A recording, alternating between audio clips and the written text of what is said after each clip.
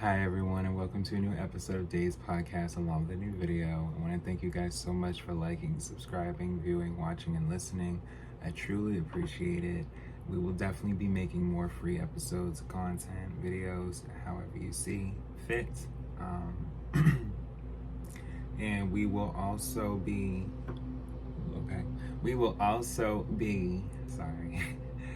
talking about exclusive episodes and videos on Patreon and Spotify alike, so be sure to check that out too.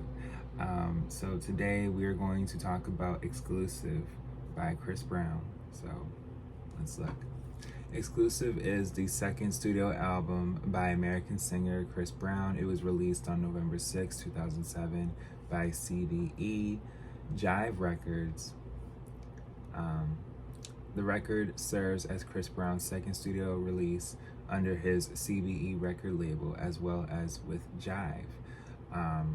The record also serves as the follow-up to his multi-platinum selling debut, Chris Brown 2005. So, as I have said in now multiple videos, there are people who have had an imprint, their own record label, early. Whether it's early in their careers, like him and Lil' Kim, where by the second album, I have everything under me from thus far, okay? It all depends on the artist, but there are artists out there with their own imprints, and why not? Eventually, if you are independent, you're able to do it yourself. Exclusive is an R&B record that contains slight influences of pop and electro hop. Lyrically, it revolves around romance. The album was commercially successful worldwide. It debuted at number 4 on the Billboard 200, selling 295,000 copies in the first week. The album was supported by 5 singles, with 3 of the singles becoming top 3 hits on the Hot 100 and also charting highly on other charts worldwide. The album earned a quadruple platinum certification by the Recording Academy in the US. Exclusive received generally positive reviews from critics that praised Brown's performances.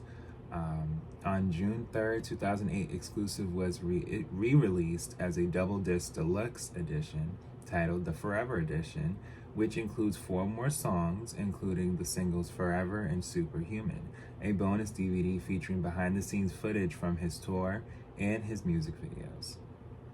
So,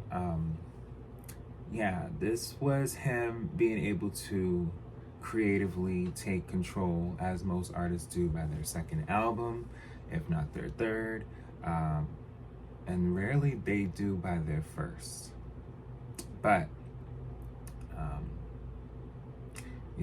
he said, no, I have an imprint and I want to make sure people are acknowledging me more for my artistry. And why not? Because like I've said is his self-titled, there were other artists like Trey Songz and Neo, and they were on their second albums as well. There was other people, R&B artists, female and male, hip-hop artists, and rap artists, as far as on their second albums or having singles out. It not even their second albums, but more or less just albums as a whole. Like, people were still releasing mixtapes and things like that. So it was a time where people were trying to give out more content as opposed to it being bitten online, because there was people downloading. The downloading era was really heavy around this time. So, but yeah, the singles Wall to Wall.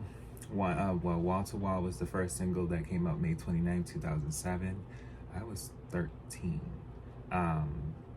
Kiss Kiss, September 11, 2007. With You, December 4th, 2007. Take You Down, which is April 6, 2008. So on the Forever edition, Take You Down and Forever were released pretty much in the same month, because Forever was released April 29, 2008, and then Superhuman came out October 3rd, 2008. So the promotion was definitely there, and for good reason.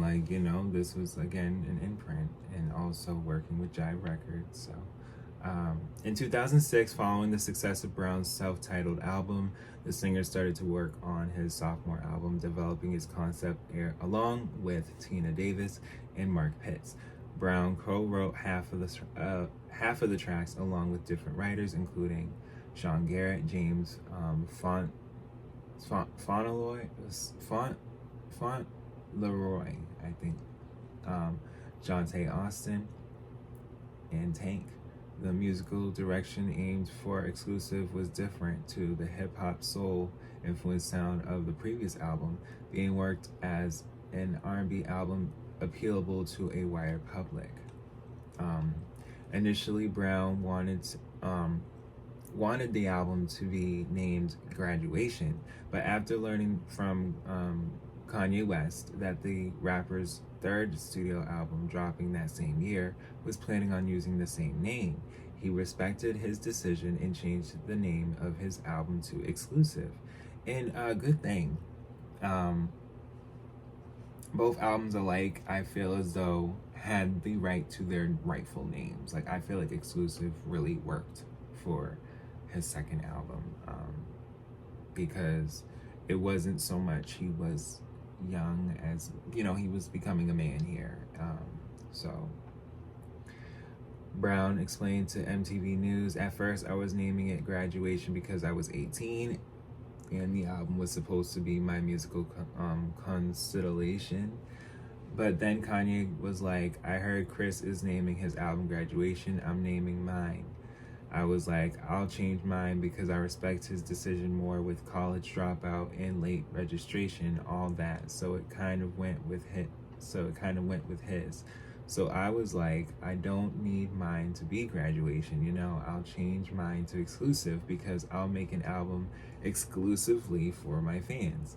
The album was originally set to be released on August 28, 2007, but was delayed until November of that year. So again, I feel as though there were certain release dates that may have worked to where charting placements and sales would have probably been more, and I've said this before. Not as much, more or less just on the sense of charting in as far as sales don't always cohere in the sense of just saying to yourself like, no, this is a great album, and it sold less but charted far up, but to each his own, based on the climate and who's popular coming out at that time too, because I have said this probably once or twice, but yes, there was a sense from the mid 2000s to like the late 2015, 2016 type era, where just that decade was just favoritism all around. Like, oh, you have your fave, like, I'm buying this. Oh, okay. I like, it shows on the sense of just like, this artist has sold this many, or these are the top people that have monthly subscribers. Like, y'all have y'all faves, we know, but there was a time where it started, and it started literally in the 2000s. For Gen Z to understand, because I'm a millennial, I watched it happen. I watched people just be like, boom, boom, boom, that's my fave, that's my fave, that's my fave. Like, like even in the midst of the 2000s starting, it was already emerging. So it just, okay, but I'm just letting y'all know that was really a thing. But yes, Exclusive received generally positive reviews from critics, scoring 69 out of 100 based on 11 reviews on Metacritic. So I've noticed when it's like 69 at least or higher, like it's really good. Like it's a good album. And AllMusic praised Brown's singing ability reviewing the album and found that it's material to push all the right target demographic buttons. Rolling Stone said that Brown seals the deal from Exclusive, an all grown-up album on a level with Justin Timberlake's Justified, Rihanna's Good Girl Gone Bad, 2007, or even Bobby Brown's King of Stage, 1986. Ending up saying, it's hard to imagine he doesn't have an album's worth of his hits here. Okay, yes. And a positive review said that if there was ever a record created to turn an R&B singer into a superstar, it's Brown's sophomore effort. Yes, that on Exclusive, Brown is tapping more electric up-tempo, swimming deep in hip-hop waters and annihilating the pop arena. Okay, well, arena, but yeah, they was enjoying the album. Okay, and it was nominated for a Grammy. Yeah. Um, let's see. At the 2008 Grammy Awards, Exclusive was nominated for a Grammy Award in the category of Best Rap Song Collaboration for Kiss Kiss, a collaboration with T-Pain. However, the award was given to the 2007 rival single Umbrella by Rihanna featuring Jay-Z. The album was also nominated for a NAACP Image Awards in a category for Best Album, while Chris himself won for Best Male Artist. At the 2008 BET Awards, Chris received 4 nominations in 4 categories, including Best Male R&B Artist, Best Collaboration for Kiss Kiss, and Viewer's Choice for Kiss Kiss, and No Air, his duet with Jordan Sparks. Yeah. But yes, Exclusive debuted at number 4 on the U.S. Billboard 200 chart with first week sales of 294,000 copies in the United States. As of March 2011, the album has sold 1.9 million copies in the United States. In 2001, the album was certified quadruple platinum by the Recording Academy for sales of over 4 million copies in the United States. In the United Kingdom, the album debuted at number 31 on the UK Albums Chart and eventually peaked at number 3 on the chart. It spent a total of 52 weeks on the chart. On September 5th, 2008, the album was certified platinum by the British Phonographic Industry for sales of over 300,000 copies in the UK. So this album did good, and it really let people know he was here to stay. You know, he was really an artist, and he wanted to create more, and he was creating more. Unfortunately, there were events that happened months, after, and his career had took a shift. And in graffiti, which we will talk about, he's learning and understanding that, my art is what's getting me here. I'm not going to let this situation completely take me down. I really am an artist, and I need to be able to make more music. And a lot of artists who didn't go through as much ridicule for something that is as sad and traumatic on both ends for them. We will not talk about that, but you guys may know what I'm talking about. But besides the point, the things have really been able to shift for Chris. And so with graffiti, with fame, and then fortune, and moving forward, he definitely was letting people know in these new eras that you guys are getting, I'm still me, and I'm going to continue to be me. Okay? Why not? That Taurus energy is nothing to play with. I think all energies are nothing to play with. We all have our own power. Okay? We all are great. Period. Well, let me be honest here. Most of us are. There are some people around here that got a lot going on, but we can't blame them. Not everybody gets along with everybody. No, we're all great. Let me stop. Well, let's go into the track list. So track 1 is Throw. Track 2 is Kiss Kiss featuring T-Pain. Track 3 is Take You Down. Track 4 is With You. Track 5 is Picture Perfect. Picture Perfect featuring will.i.am.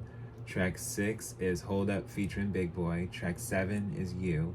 Track 8 is Damage. Track 9 is Wall to Wall. Track 10 is Help Me. Track 11 is I Wanna Be. Track 12 is Give Me What You Got, featuring Lil Wayne. Okay, so Lil Wayne had made an appearance on the second album too. Track 13 is I'll Call Ya. Track 14 is Lottery. Track 15, the special bonus tracks, is Nice featuring The Game, and Down, track 16, featuring Kanye West. And then there's the UK Digital Expanded Edition bonus tracks, which is track 15, Get At Ya, track 16, Mama, track 17, Nice featuring The Game, and then track 18 being Down featuring Kanye West. And then Japanese bonus track, which is track 19, which is Fallen Angel. But yeah, he had a limited edition DVD, which is Journey to Africa, to South Africa, behind the scenes of Wall to Wall, the Wall to Wall music video, behind the scenes of Kiss Kiss, and then the Kiss Kiss video. Um, but there was the Forever edition, of course, which is the US version. Track 17 is Forever. Track 18 is Superhuman featuring Carrie Hilson. Track 19 is Heart Ain't a Brain. Track 20 is Picture Perfect Remix featuring Bow Wow and Hurricane Chris. And then the Forever Edition UK Japanese CD version. Track 17, Fallen Angel. Track 18, Forever. Track 19, Superhuman featuring Carrie Hilson. And then track 20, which is Heart Ain't a Brain. So they kind of switched it up. But that's besides the point. It is a good album. Be sure to stream and like it. And well, to stream and be able to buy if you guys, would like to. But overall, I hope you guys did enjoy this video, and I will definitely be back with more.